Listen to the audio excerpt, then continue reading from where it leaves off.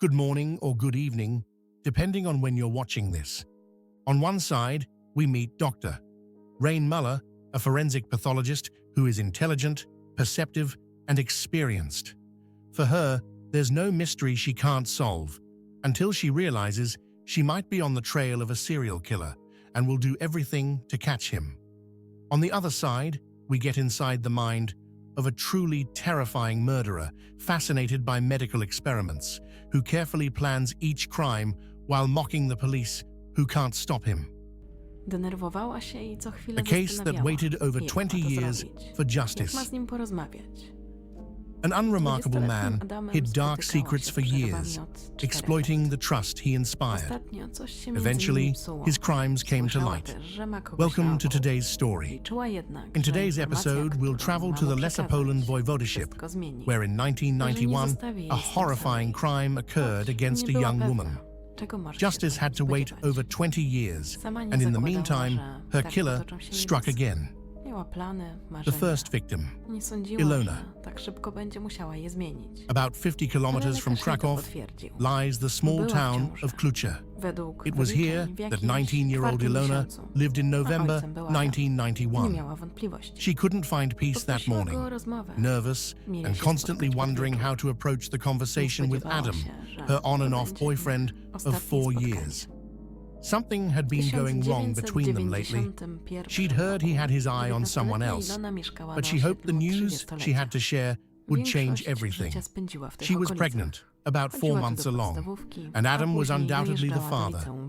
They arranged to meet in the evening. She didn't expect it would be their last meeting. Ilona was an attractive young woman with long dark hair, considered elegant and beautiful. She wanted to become a teacher and work with children.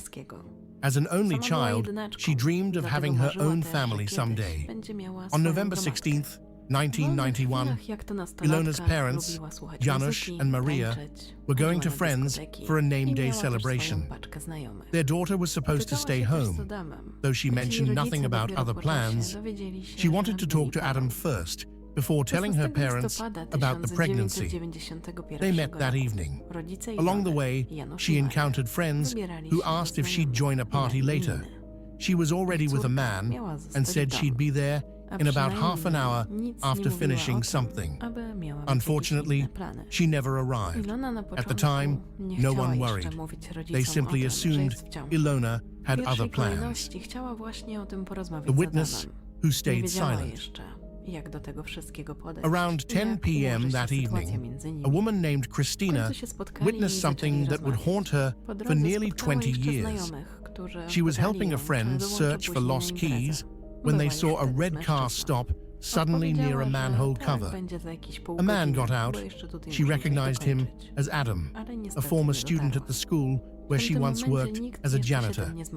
Hiding behind a tree, Christina watched Adam open his trunk, remove something, and throw it into the uncovered manhole. Looking closer, she realized it wasn't just any package. She could see feet. It was a human body. Terrified, Christina and her friend decided to stay quiet for their own safety. This secret she would keep for almost 20 years, even when she later encountered Adam talking suspiciously with acquaintances. The discovery. 2 days after Ilona disappeared, workers came to empty a septic tank.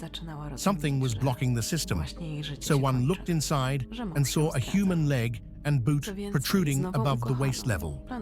Firefighters were called, and Ilona's father arrived, thinking it might be a workplace accident.